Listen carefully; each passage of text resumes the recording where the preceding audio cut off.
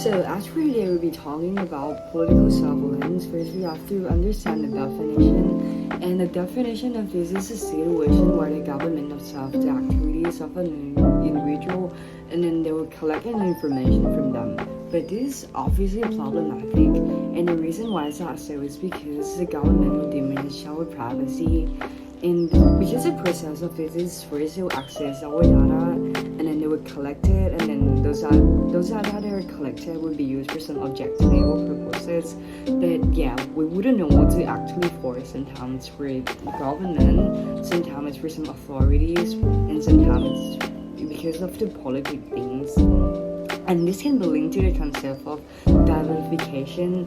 And to talk about the definition of data-ification, this is a concept of growing practice of transforming social action into online qualifying data.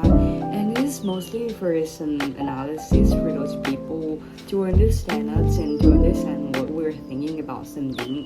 And to understand more about this one, I'll be taking an example of Australian political party.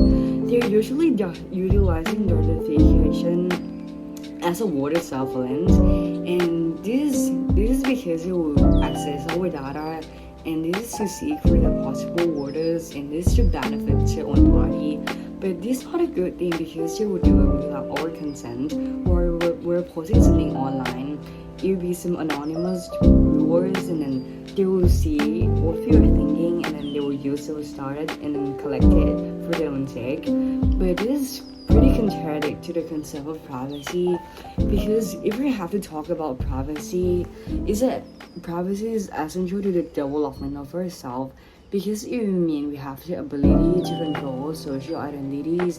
But as we're being spied, this would just simply mean we are lack of the value of privacy, and also this is against basic political right. Because if we're talking about basic political right, this just gives us the right to say and to speak our thought, even directly face to face or to share it online.